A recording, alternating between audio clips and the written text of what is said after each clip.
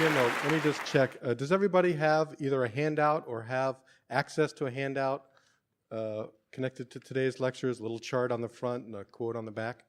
I'll be using that from time to time, and you may want to refer to it as I'm going along.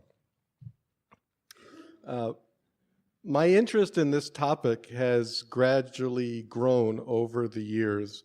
When you teach in the basic program, you inevitably find yourself teaching a lot of texts that come from ancient Greek culture, as well as we don't do nearly as much biblical material as we do Greek, but we certainly do some of it, and through alumni work and other things, that turns out to be one of the second main source of the text that we deal with in what we call today the Western tradition. And over the years, I've found myself putting together classes in which I tried to juxtapose readings from these different traditions in ways that would highlight both the similarities and the differences, because too often we're used to reading Greek works, and we just read the Greek works kind of in isolation, and then maybe a quarter later or some other time later we'll read biblical material or Judaic work and kind of read each of these in an isolated bubble.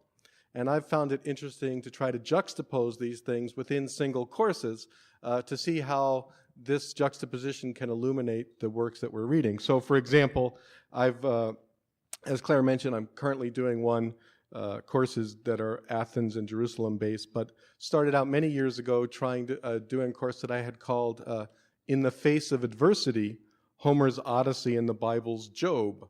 And when you think about it at first glance, maybe the Odyssey and Job don't seem like they're the same topic in any way, but from another perspective, they're actually about how people deal with or can deal with tremendous adversity. And Odysseus' response and Job's response, or Job's ultimate response, are actually quite different. And that was quite illuminating. What I'm going to try to do today is take a little bit more of a structured approach and a little bit more of a theoretical approach to looking at a broader question, which is not particular individual texts, but how kind of the ancient Greek and the ancient Judaic worldviews about the self, about who we are as human beings, may have been similar or different, and how that's connected to their ancient Greek and ancient Judaic views about the universe and a few other matters. This is still a work in progress for me, so I haven't completely worked it out. And in fact, when we get to the question and answer period at the end, I'm very interested to hear what questions you'll have and any feedback or suggestions that you may have. Finally, before I begin, I just want to say a couple of words about the terminology that I'm going to be using. Just so we're clear, the title of the talk is Agent in Athens, Patient in Jerusalem. And this word agent, the words agent and patient, I'm using these words in the sense that they come from linguistics. So it's agent and patient in the sense of an actor or one who performs actions, that's an agent, and a patient is the one who is acted upon. Okay, we're not talking about a patient in the sense of a medical patient, like you need to see a doctor, not talking about that. I'm not even really using patient in the sense of patience, which is going to be a little tricky because I'm going to be talking about Job at certain points, and I don't mean the patience of Job in the traditional sense of patience. Okay, hopefully it'll become clear as we go through this.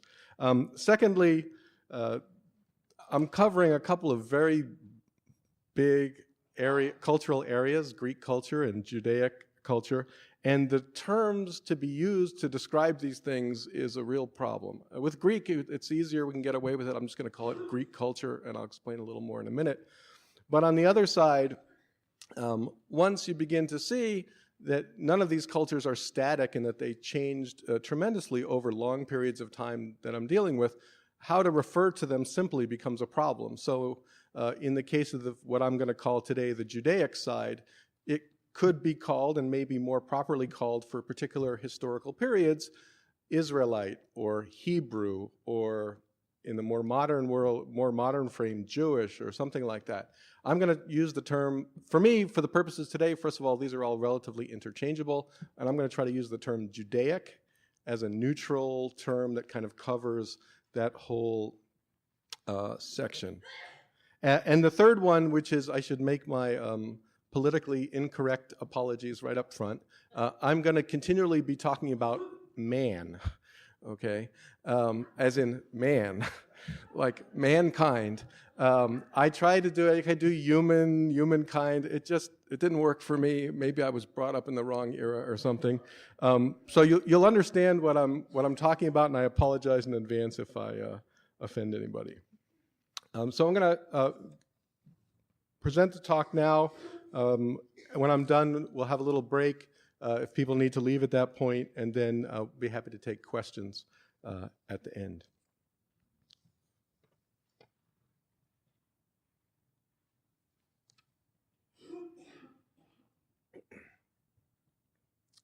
So I'd like to start then by reading a quote to you, which you'll find on the back of your handout from Martin Buber, his famous book, I and Thou. Buber writes, "The world is twofold for man in accordance with his twofold attitude. The attitude of man is twofold in accordance with the two basic words he can speak.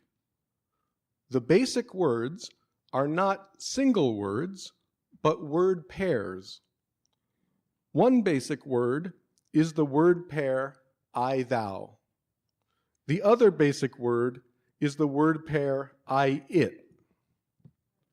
Thus, the I of man is also twofold, for the I of the basic word I, thou is different than in the basic word I, it."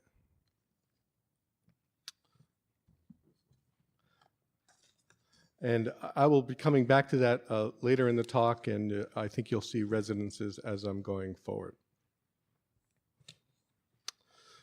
My talk today is a generalization about idealizations. As such, it is necessarily imperfect and incorrect. In some ways, it says too little. In other ways, it says too much. Nonetheless, my hope is that my talk still says something true, something that begins to get at some of the ways that Greek and Judaic civilizations spawned senses of self, or perhaps even more radically, actual selves, that were fundamentally different from, and perhaps even antithetical to, one another, just as they also spawned worldviews, or even actual worlds, that were fundamentally different and perhaps antithetical. As such, I'm going to try to explore what might be called historical cultural psychology, an examination of the ways in which self and world mutually constituted one another in two historically important civilizations. And to the extent that Athens and Jerusalem live on in modern civilizations, this talk is also the beginning of an exploration of the ways in which self and world mutually constitute one another today. The fundamental idealizations, of course, are the terms Athens and Jerusalem themselves. I apologize, I'm going to be doing this a lot today because this paper is just filled with quotes. And the quotes are actually important to get a sense of what's going on. The fundamental idealizations, of course, are Athens and Jerusalem. That is, the notion that there was a single homogeneous Greek culture on the one hand and a single homogeneous Judaic culture on the other that can be taken as units of analysis to be compared and contrasted.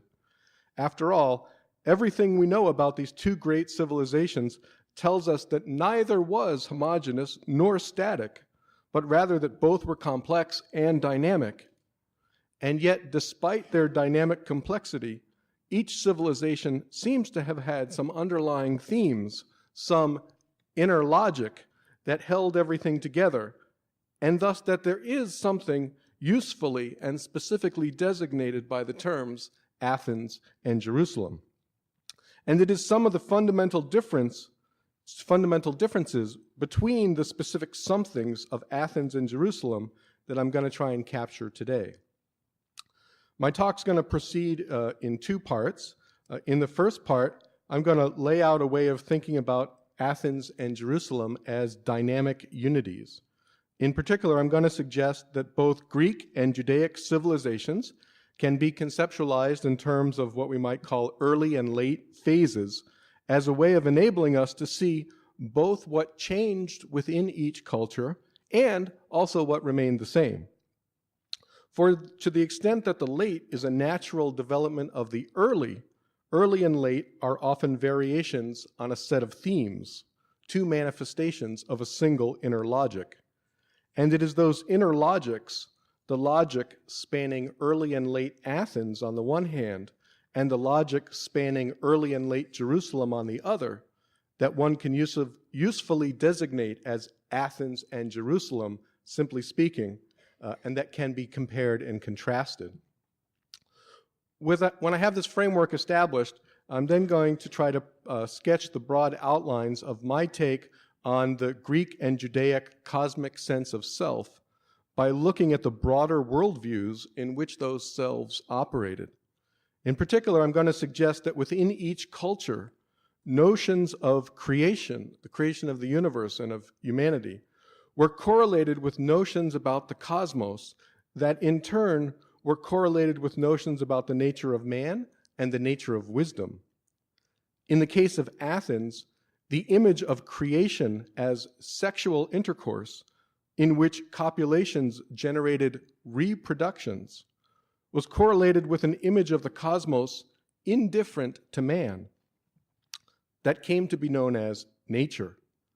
In this context, the Greek image of man focused on man's capacity to initiate and thus on the virtues and vices of agency.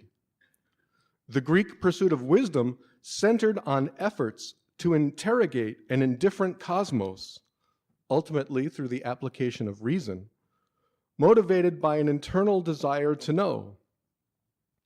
In the case of Jerusalem, on the other hand, the image of creation as social intercourse, in which speech acts generated responses, was correlated with an image of a volitional cosmos that came to be known as God. In this context, the Judaic image of man focused on man's capacity to respond and thus on the virtues and vices of response. The Judaic pursuit of wisdom centered on efforts to obey cosmic imperatives motivated by a fear of the external Lord. In short, the cosmic sense of self in Athens was that of a cosmic agent, while in Jerusalem, it was that of a cosmic patient. And on the front of your handout, you'll see a couple of tables that summarize a number of the points that I'm going to go through that are laid out in these terms. So let me turn now to talk a little bit about the notion of Athens and Jerusalem. At first glance, the notion that there could be anything unitary about either Greek culture or Judaic culture might seem a little odd. After all, by Greek culture, one can mean anything and everything dating from roughly 1200 BCE, the traditional date of the Trojan War, through at least 147 BCE, the Roman conquest of Greece, over an area spanning at different times the Peloponnesian Peninsula, the Aegean, Asia Minor, the Levant, and parts of North Africa. Likewise, Judaic culture can run from also roughly around 1200 BCE, the traditional date of the Exodus, through at least the year 70 CE, the Roman destruction of Jerusalem, over an area that also spanned Levant, Mesopotamia, and Egypt. In each case, the material and mental ways of life were varied and changing, and the ways of life at the beginning and ending of each civilization could hardly have been more different. To my way of thinking, however, the beginning and ending of Greek culture, in that sense, actually could have been more different than they were. For it seems to me that despite all their differences, early and late Greece nonetheless had something essential in common, as did early and late Judea. And it seems to me that in some fundamental ways, though not in all ways, those Greek and Judaic essences made early Greece more akin to late Greece than to early Israel, and made late Greece more akin to, and made late Greece more akin to early Greece than to late Judea. And it is those specific Greek and Judaic essences, and particularly some important differences between them, that I'm going to try to draw out now. The trick is to find the commonalities within all this variety. As I hope to show, I believe this can be done by looking for an inner logic or set of common themes that seem to manifest themselves in multiple ways in each culture. Or to use a biological metaphor, by looking for a cultural genotype behind the various cultural phenotypes. From this perspective, therefore, Athens and Jerusalem are names given to the Greek and Judaic inner logics or cultural genotypes, respectively. Such inner logics can be revealed in two main ways. One way is to contrast two different cultures in an attempt to see what varies between them. Much of the traditional analysis of Athens and Jerusalem has been of this sort. A second way is to subdivide a culture into parts in an attempt to see what stays constant among them. An obvious way to do this is over time, distinguishing an early from a late phase. Both Athens and Jerusalem have received a good deal of this type of scrutiny, as scholars have attempted to trace the evolution of their early features into their late ones. Like most historical periodizations, the division of Greek civilization and Judaic civilization into early and late phases that I am suggesting here is somewhat arbitrary. But just as I am suggesting that Athens and Jerusalem do in fact designate clusters of cultural features, I want to suggest that within each culture, genuinely different clusters of cultural features were predominant at different times. Or to use a different image, I want to suggest that each culture's center of gravity shifted over time from an early center of gravity to a late one. For the purposes of my talk here, I have chosen to identify the early Greek cultural center of gravity with the Homeric worldview and the late one with the Platonic worldview. Thus, Greek cultural data can be categorized according to the worldview that it is supportive of, consistent with, or at a minimum, at least not antithetical to. On the Judaic side, I have chosen to identify early Judaic cultural center of gravity with the early Second Temple period, and there's a long, complicated reasons of where to pick the particular point to count there, but I'm going to use here the early Second Temple period, which is the return from the Babylonian exile. So we're talking, let's say, roughly around 550, 500 BCE. And the late period for the Judaic civilization is going to be the end of the Second Temple period. So for the sake of argument, let's say roughly 100 CE. So basically on the Judaic side, we're talking about the Second Temple period, early Second Temple to late Second Temple. Within this framework, therefore, Greek culture is idealized as moving from an early Homeric worldview to a late Platonic one, while Judaic culture is idealized as moving from an early Second Temple worldview to a late Second Temple one. One of the key diagnostic tests for cultural data concerns the nature of the divine and its appropriate service. Early Greece was the Greece of the pantheon, in which oracles and omens were genuine and sacrifices were efficacious, at least in principle. Late Greece was the Greece of the demiurge and the prime mover that needed no service. Roughly speaking, early Israel was a kind of what can be called monolatrous, and I want to distinguish here between monolatry and monotheism. Monolatry, as I'm using the term, means the exclusive worship of a single god, but it doesn't actually deny the existence of other gods. Okay, monotheism is usually that there is only one God in the universe, but monolatry is there's many gods, but there's only one God for me or for us. So in the case of the Judaic culture, moving from a monolatrous worldview centered on the Ark of the Covenant and the Temple, and moving to a late Judaic worldview that was genuinely monotheistic and animal sacrifice began to be replaced by a focus on worship in the synagogue. Within such differences and development, however, common themes remained. For example, in the case of Greece, one might think that the type of prophet exemplified by Tiresias and the type of philosopher exemplified by Socrates had little or nothing in common. The former belonged to the early polytheistic, irrational phase, while the latter belonged to the later deistic, rational phase.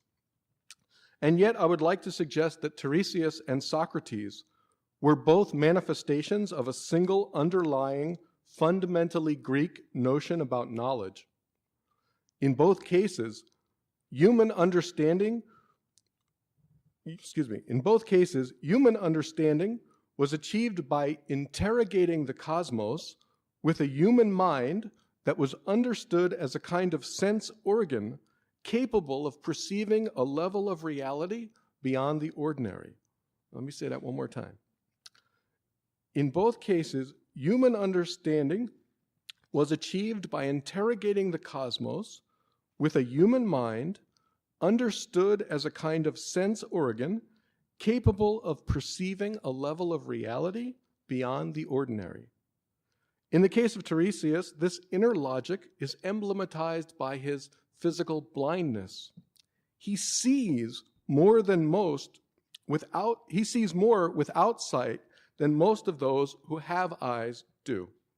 Indeed, the implication is that everyday sight interferes with cosmic sight, and thus it is actually an advantage for the prophet to be physically blind.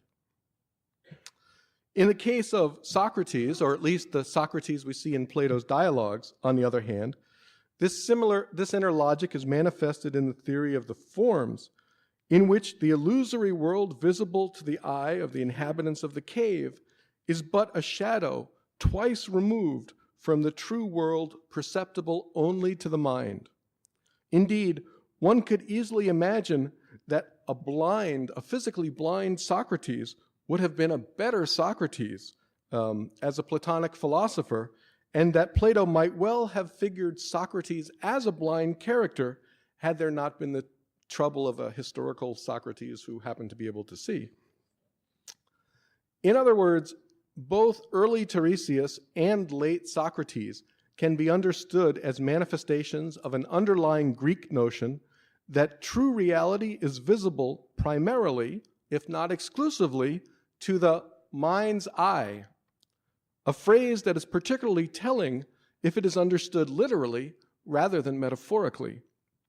In other words, for the Greeks, true reality is something that man has contact with through focused mental activity that man must generally initiate. The mind's eye then becomes something of a roving searchlight in the cosmic darkness, picking out one thing after another, when it is successful, as it shifts its focus to different objects of interest.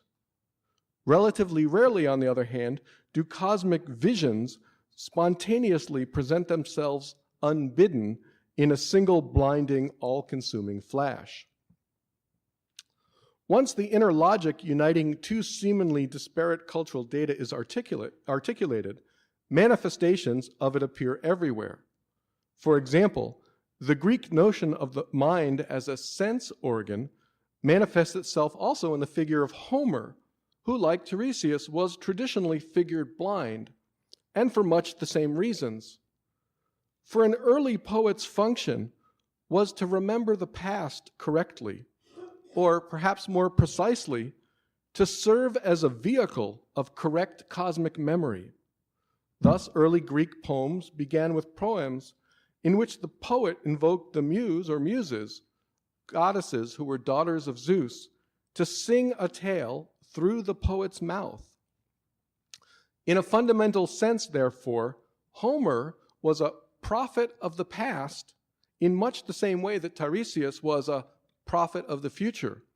And like Tiresias, Homer's cosmic vision was tied to his everyday blindness. Moreover, Homer, like the oracles, another early Greek institution, explicitly interrogated the cosmos and explicitly received replies. Wonderful replies, as we see in the case of the Iliad and the Odyssey.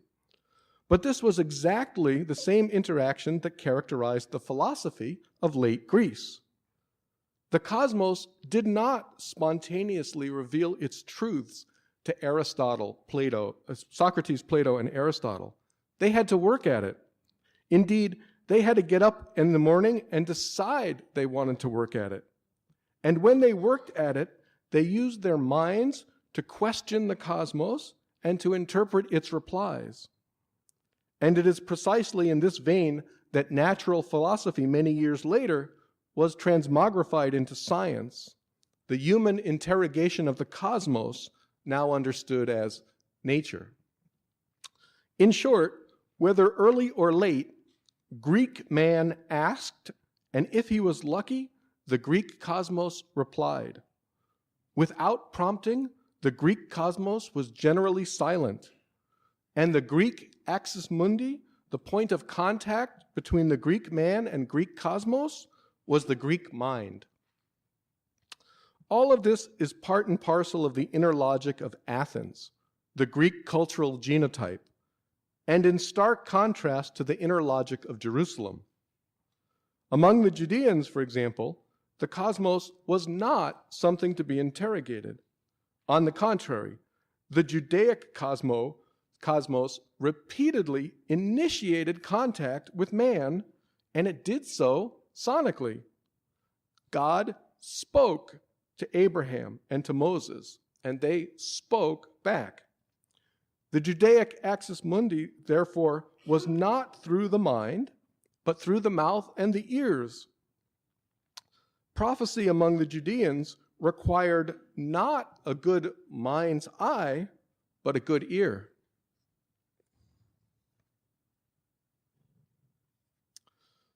So now let me turn to the sense of self in Athens and Jerusalem, the cosmic sense of self. Over the years in which Athens and Jerusalem have been compared and contrasted, a number of features have been regularly singled out as among the key differences.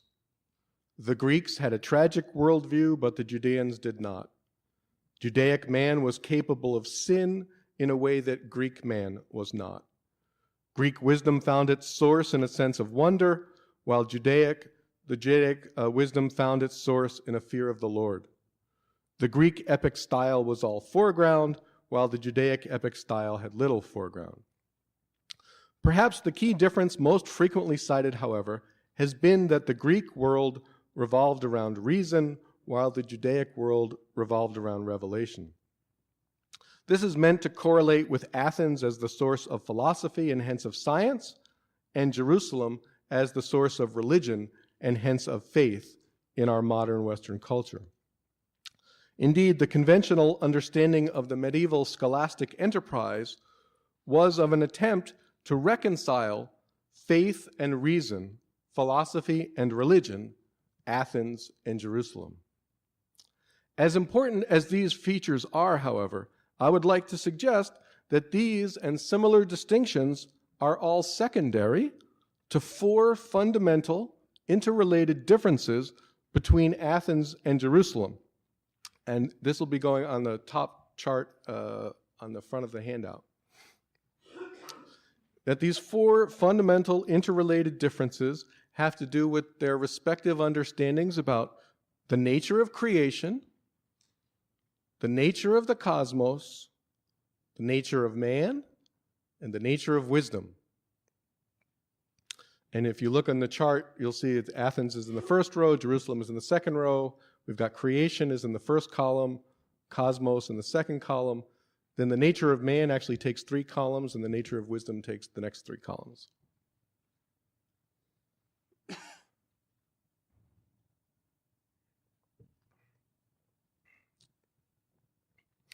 Collectively, these differences contributed to a fundamental difference between the Greek and Judaic notions about the self, and it is this that I suggest is the root difference between Athens and Jerusalem.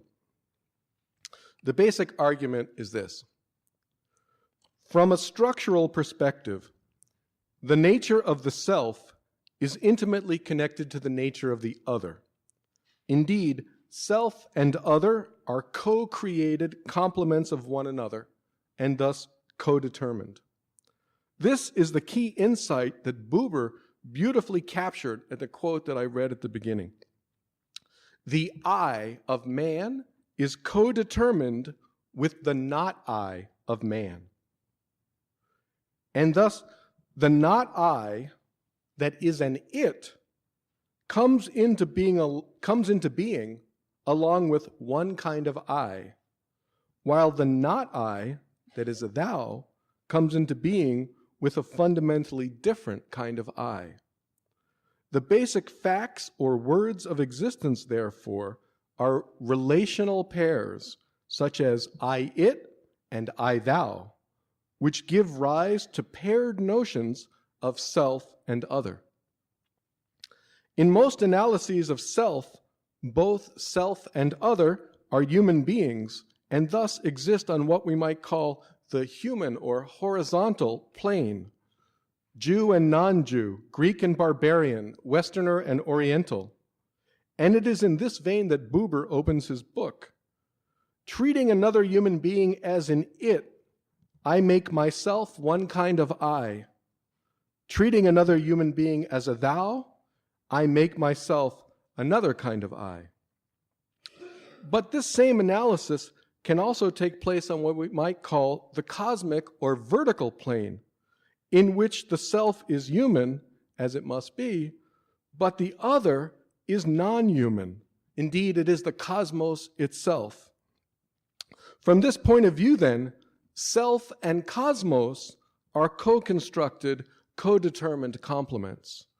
What a human being is, at least what our kind of human being is part and parcel of what the cosmos is, and vice versa.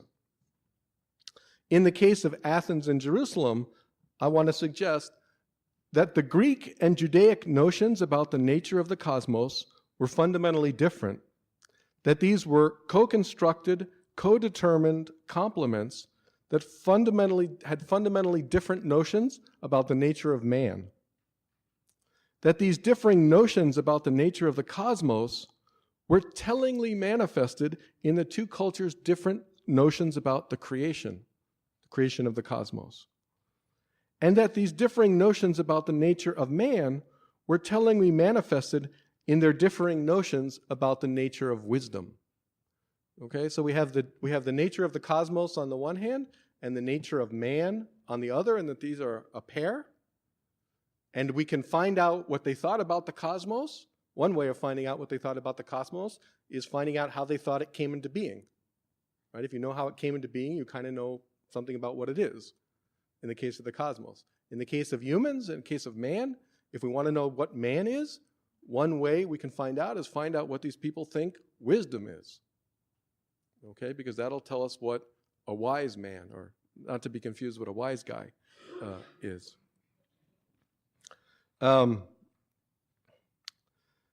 In particular, I want to suggest that the Greek cosmos was fundamentally indifferent to man in a way that the Judaic cosmos was not.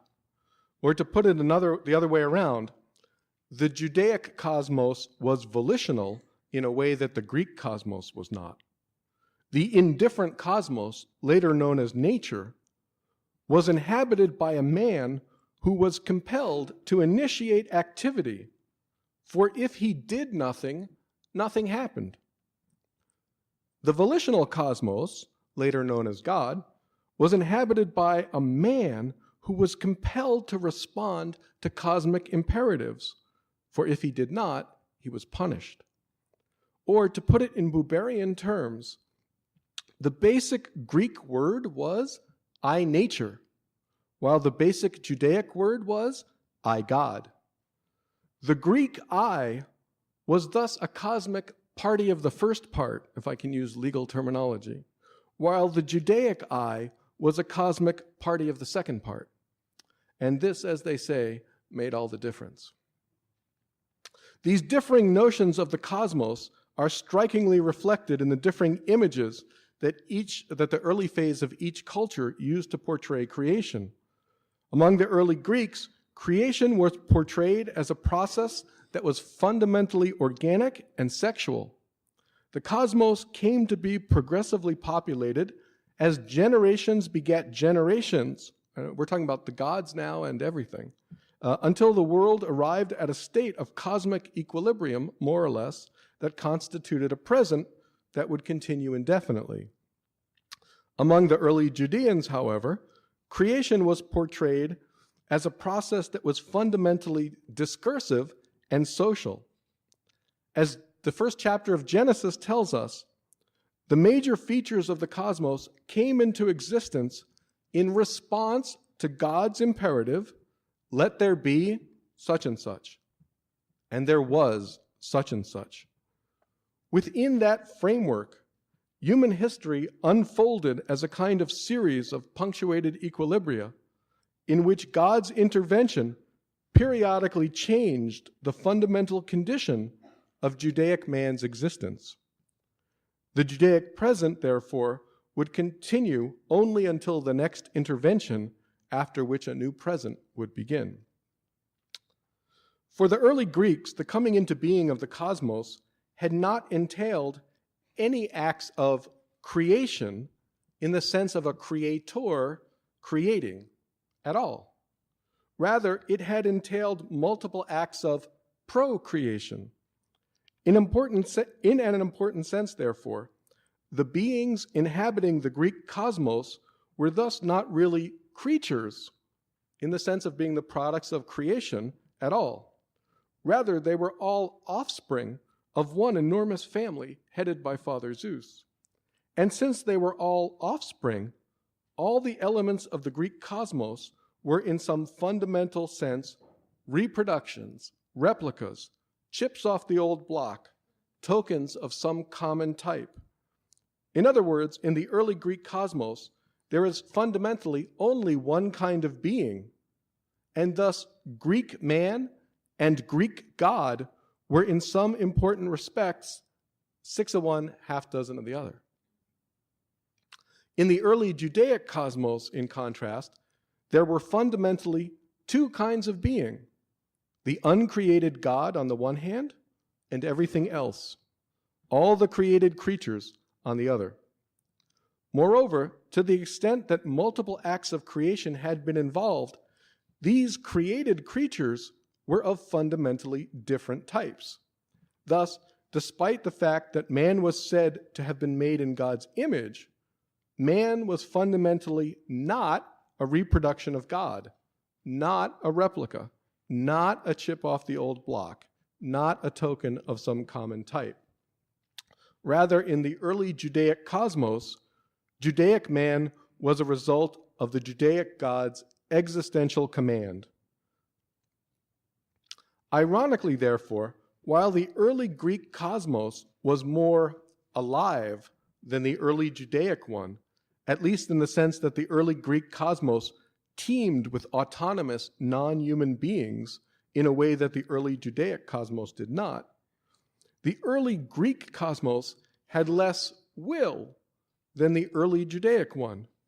For the early Greek cosmos had no overarching plan, no unity of action or telos, in part because it was teeming with so many autonomous non-human beings. The early Judaic cosmos, on the other hand, did have an overarching plan, did have a unity of action or telos, at least as far as the Judeans themselves were concerned. The conditions of man's existence thus differed dramatically in the two cosmic settings. Though elements of the early Greek cosmos could and did routinely erupt into the human world, the very fact that the cosmos was not unitary meant that man could play elements of the cosmos off against each other. Thus, in the Iliad, for example, the struggle in the human realm is complicated by a parallel struggle in the divine realm that intersects intermittently, while in the Odyssey, human Odysseus and divine Athena are allied in overcoming the divine hurdle of Poseidon on the one hand and the suitors on the other. Man could succeed, indeed had to succeed, by taking a proactive stance on his own condition. As Athena instructed Telemachus in Book 2 of the Odyssey, "You'll never be faint-hearted or a fool if you have your father's spirit. He finished what he cared to say, and what he took in hand he brought to pass." For the early Judeans, on the other hand, individual elements of the cosmos did not erupt into the human world, although the cosmos itself routinely did in irresistible ways. In this context, man succeeded by conforming himself to the terms of life created by these cosmic eruptions. For example, in Genesis, God spontaneously chose Abraham to be his partner in an eternally binding covenant, the fulfillment of which would make Abraham the father of a great nation. Abraham did not ask for the covenant, did not set the terms of the covenant, and could not alter the covenant. Nor were there elements of the cosmos that Abraham could have invoked against God had he wished to abrogate the covenant. Once called, all Abraham could do, all Abraham was supposed to do, all Abraham did do, was respond faithfully and obediently. As it says in Genesis chapter 22, "After these things, God tested Abraham. He said to him, 'Abraham,' and he said, 'Here I am.'" Parallel differences are reflected in the late Greek and Judaic notions of the cosmos. In the Greek case, the polytheistic cosmos of Hesiod and Homer, with non-human beings, evolved into a deistic cosmos of Plato and Aristotle, teeming with forms on the one hand or laws of nature on the other. Through mathematics and natural philosophy, elements of the cosmos could be identified and harnessed against other elements. In the Judaic case, the monolatrous cosmos evolved into a truly monotheistic cosmos whose power was infinitely great. The fundamental conditions of human life remained unchanged, however. Greek man still lived in a cosmos, now nature, that was fundamentally indifferent to him, and which still demanded a proactive orientation from him if he was to succeed. Only now, the heroic warrior-adventurer Odysseus had been replaced by the heroic philosopher Socrates, who, as he instructs Meno in the dialogue of that name, Socrates says, "We shall be better, braver, and more active men if we believe it right to look for what we don't know than if we believe there is no point in looking, because what we don't know we can never discover."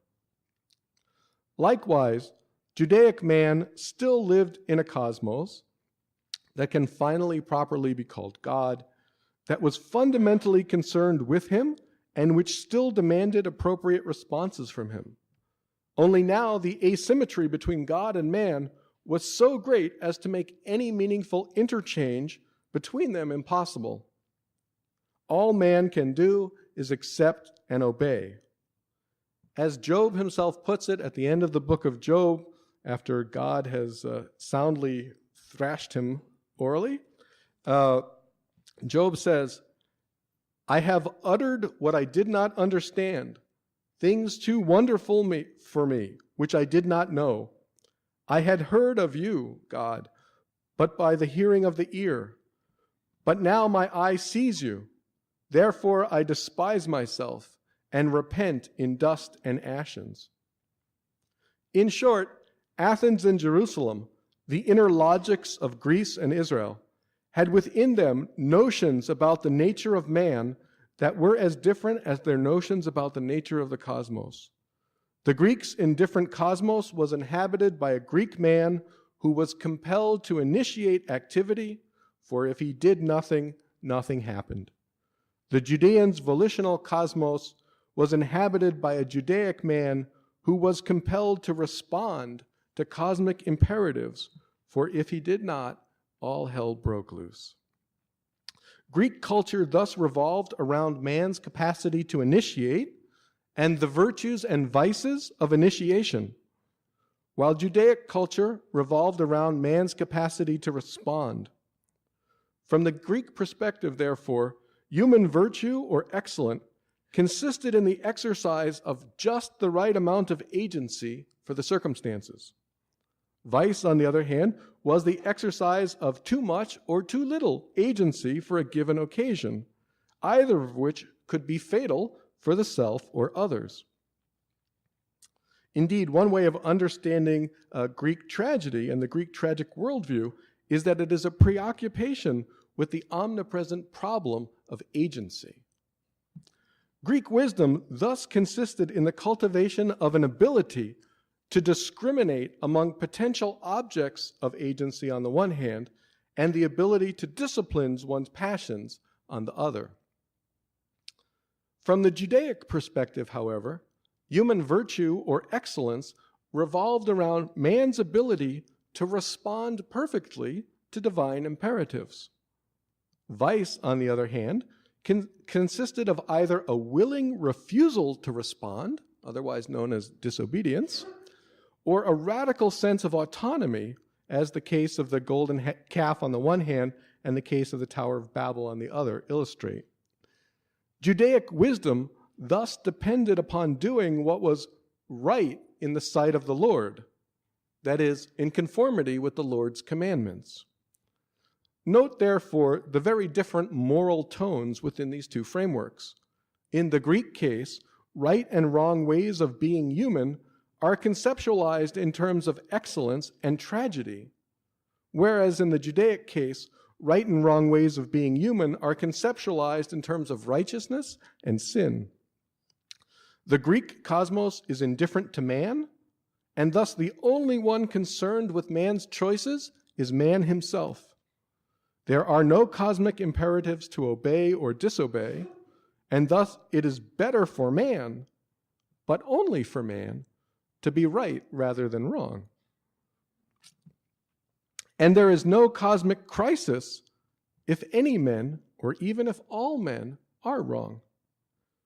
The Judaic cosmos, however, is not indifferent to man, either in general or to any given Judaic man in particular. On the contrary, every Judaic man's choices with respect to the cosmic imperatives affect him, his fellows, and the cosmos itself. Indeed, one of the primary ways in which Judaic man's choices affect him and his fellows is by the inevitable response they evoke from the Judaic cosmos. In a very important sense, therefore, the Greek framework is fundamentally amoral, while the Judaic framework is fundamentally moral. The Greek framework is about realizing cosmic possibilities, while the Judaic framework is about realizing cosmic necessities. And here one sees again the connection with the cultural notions of creation as sexual versus social intercourse. Greek procreation was fundamentally amoral. Things reproduced simply because they could and did. There was no cosmic right or wrong about it. Judaic creation, on the other hand, was fundamentally moral, consisting of primordial acts of virtue in which each and everything responded obediently to God's command that it come into being. The inner logic of each culture's notions of the cosmos and of man set the parameters for each culture's notions of wisdom. At the most basic level, Greek wisdom entailed the interrogation of an otherwise silent cosmos. Unless the oracle was consulted, unless the muse was invoked, unless the matter was thoughtfully considered, Greek man could not know what was true and therefore what was right. In this way, the nature of wisdom recapitulated the nature of man. A wise Greek man was necessarily an appropriately agentive man, and a passive man could never be wise. And the spontaneous source of human interrogation of the cosmos was the inner human sense of wonder. Such cosmic interrogation is primarily a mental activity, regardless of whether that activity is understood as literally perceiving some fundamental level of reality through the mind's eye, or simply as reasoning. Thus, the Greek mind was the indispensable mediator of Greek wisdom, and limitations in man's sensorium that enhanced his mental abilities were features, not disabilities. In the Judaic case, however, basic wisdom entailed obedience to an unavoidably insistent cosmos. Once the covenant had been established, once the law had been revealed, once imperatives had been renewed, Judaic man had no choice but to obey if he knew what was good for him and his community. A wise Judaic man was necessarily a responsive man, and an unresponsive man, no matter how brilliant in some technical sense, could never be wise. And the sources of human responsiveness was a healthy fear of the Lord. Paradoxical as it sounds, therefore, a functioning mind was not actually an absolute requirement for Judaic wisdom, but a functioning sensorium was, since one had to be able to hear or read the law in order to fulfill it. So let me wrap this up with a couple of closing thoughts. If man is half agent, half patient, then it's a choice whether he is idealized as an imperfect agent or an imperfect patient. But it's a choice with many important consequences. For a culture organized around perfecting an imperfect agent will be quite different from a culture organized around perfecting an imperfect patient. The cosmos is different, the culture is different, the nature of wisdom and the means of its pursuit are different. And finally, man and the experience of the lived self is different. Indeed, from an analytic perspective, it is almost as if these two cultures, Greek and Judaic, were alternate responses to the same existential fact. Confronted with a man who is capable of both initiative and response, and who is thus experienced somewhat unpredictably and awkwardly as both patient and agent, as half agent and half patient, the Greeks idealized man as imperfect agent, while the Judeans idealized him as the imperfect patient. Thank you very much for your time.